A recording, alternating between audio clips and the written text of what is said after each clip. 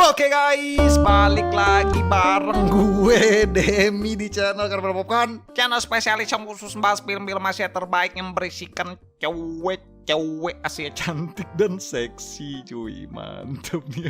Karena kalau bukan film Asia, bukan Karmel Popcorn. Kalau bukan cewek Asia seksi cangkul mencangkul di tebing jurang nih, yuk Karmel Popcorn ya. Yang kan sana melipir dikit jatuh ya. Aduh. Film yang akan kita bahas kali ini adalah sebuah film yang bergenre drama romance dari Jepang lagi nih, mantep nih, yang berjudul A Front Hook tahun 2020, cuy. Film yang berdurasi tayang 2 jam 28 menit ini rilis per tanggal 12 Juni tahun 2020 dan dibintangi oleh mbak-mbak yang banyak di request mbak-mbak tampil perdana di channel Karamel Popcorn, yaitu Mbak Ena Koume, cuy. Mantap nih, gelinyir mantap. Berkisah tentang seorang pria yang tinggal seorang diri dan mempunyai hubungan yang harmonis dengan kekasihnya.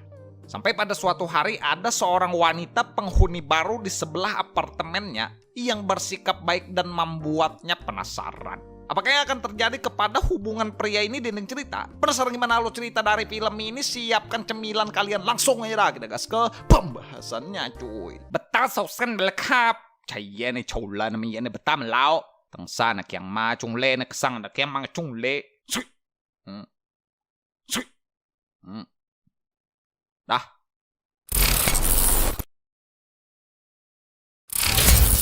Di awal film kita akan diperlihatkan seorang pria yang masih tertidur meski sudah siang, yang sibuk dibangunkan oleh sang pacar karena sudah janji keluar untuk jalan-jalan.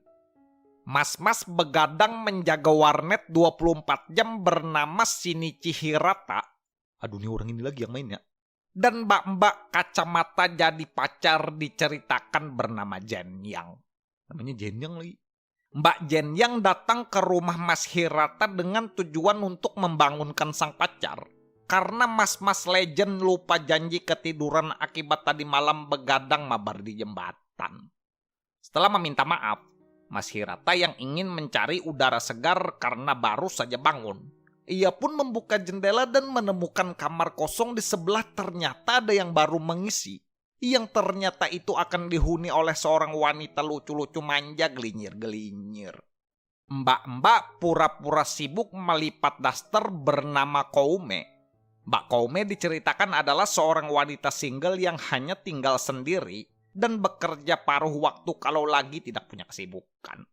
Saat saling sapa karena nggak sengaja lihat-lihatan, Mbak Jenyang pun mendekat. Aduh, ini namanya susah banget nih. Dan bertanya itu mbak-mbak di sebelah namanya siapa.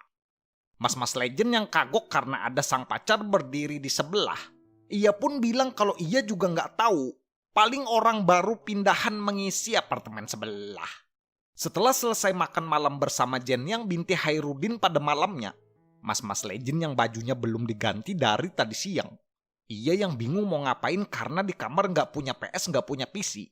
Hal itu pun membuatnya hanya bisa buka-buka jendela sambil lihat-lihat kali aja ada hal yang menarik. Benar saja, sekejap membuka jendela, Mas Hirata malah melihat bola-bola bergelindil-gelindil. Yang membuatnya langsung bersembunyi karena bingung mau melakukan apa. Besoknya, terlihat Mas Hirata mendapat kiriman paket yang ternyata isinya adalah tirai nggak tahu itu punya siapa. Berhubung paket tirai itu ternyata beralamat di apartemennya Mbak Koume, meskipun malu, Mas Hirata pun mau tidak mau harus mengantarkannya, yang berakhir dengan adegan kagok-kagok canggung tapi udah kenalan. Malamnya, meskipun baju celana masih belum diganti, Mas Hirata yang teringat adegan bola-bola bergelindil.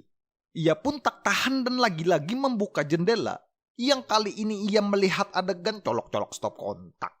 Berhubung tinggal sendiri dan gak ada Mbak Jen yang datang mengunjungi, Mas Hirata pun ogah gak mau bangun pagi, karena bingung mau ngapain lagi. Nah, Raja Pantun nih gua nih. Sekejap ada bel berbunyi yang ternyata salah kirim paket lagi. Mas-mas legend pun terpaksa lagi-lagi menghampiri ke rumah Mbak Koume karena ada kiriman paket lagi. No, Raja Pantun nih gua nih. Setelah saling menyapa dan mengucapkan terima kasih, menang banyak. Mas-mas legend malah diminta masuk karena ingin dibuatkan teh yang berakhir dengan adegan cangkul gergaji. Apa ini?